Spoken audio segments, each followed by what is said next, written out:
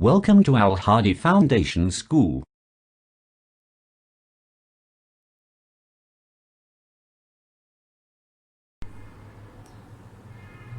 Avogadro's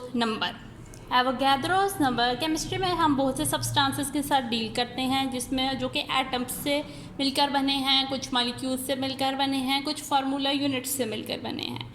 लेकिन इन सब में पार्टिकल्स कितने हैं उनको काउंट करना समटाइम पॉसिबल नहीं होता। तो इस चीज़ के लिए, इसको फैसिलिटेट करने के लिए एवोगैड्रोस नंबर का कॉन्सेप्ट दिया गया।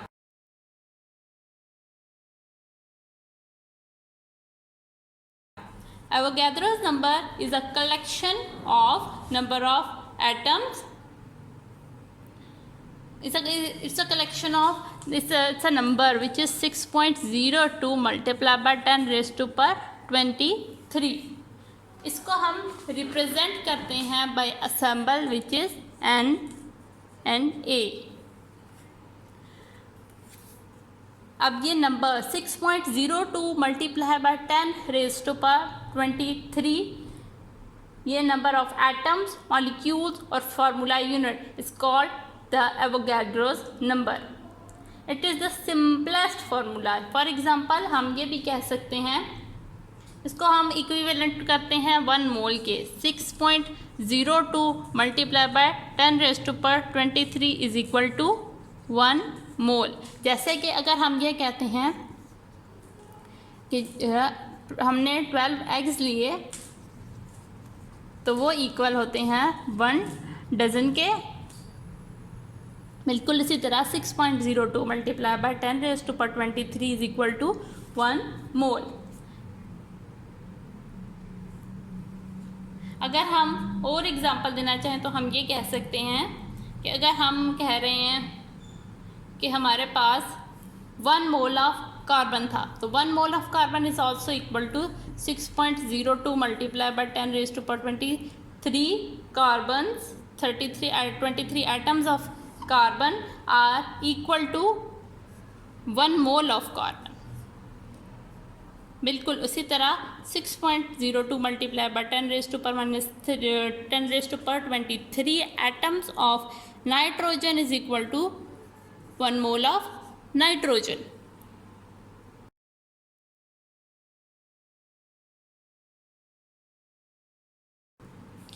एवोगैड्रोस नंबर के बाद अब हम मोल की बात करते हैं।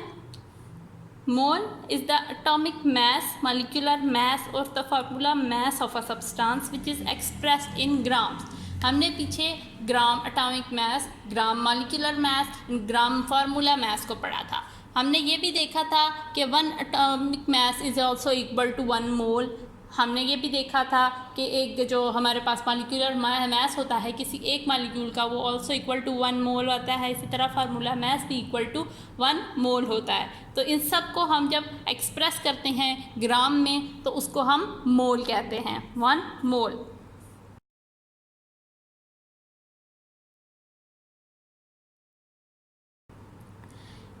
मोल जो है, इसके लिए हम जो यूनिट यूज़ करते हैं हम इसको एब्रिविएट करते हैं MOL के साथ, जो कि हम स्मॉल लेटर्स में शो करते हैं।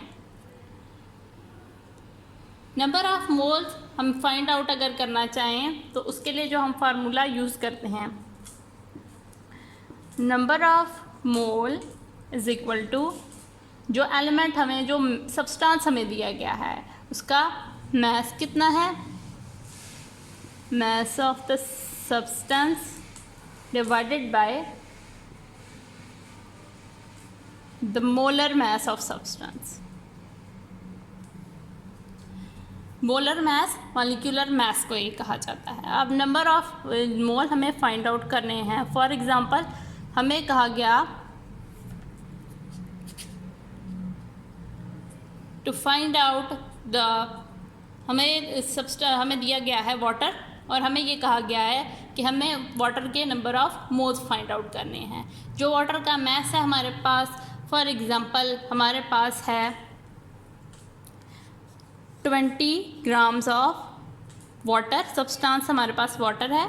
हमें वाटर में नंबर ऑफ मोल्स फाइंड करने हैं। 20 ग्राम हमारे पास वाटर है, उसका मॉलिक्यूलर मास कितना है वो हमने एक मॉलिक्यूल का लिखना है विच इज़ 18 ग्राम। तो अब हम इनको डिवाइड करेंगे तो जो हमारे पास आंसर आएगा वो होगा हमारे पास number of moles in the water molecule.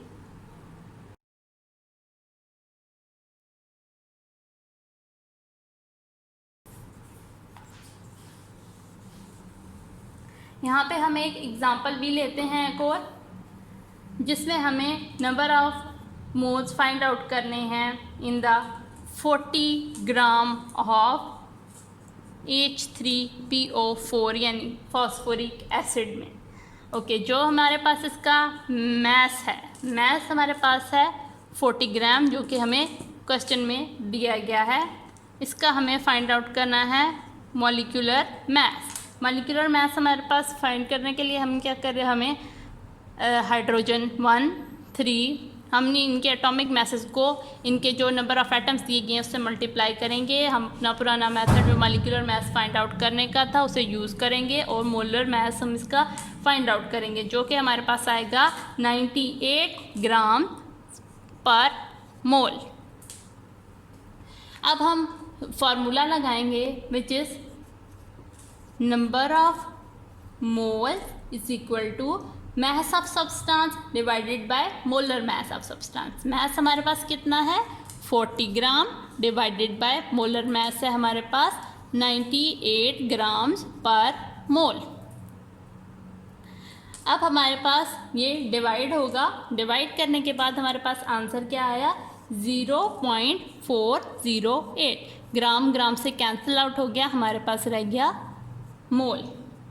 तो आंसर इज़ हमारे पास नंबर ऑफ मोल्स जो हम H3PO4 फॉस्फोरिक एसिड में नंबर ऑफ मोल्स हैं वो हैं 0.408 पर मोल।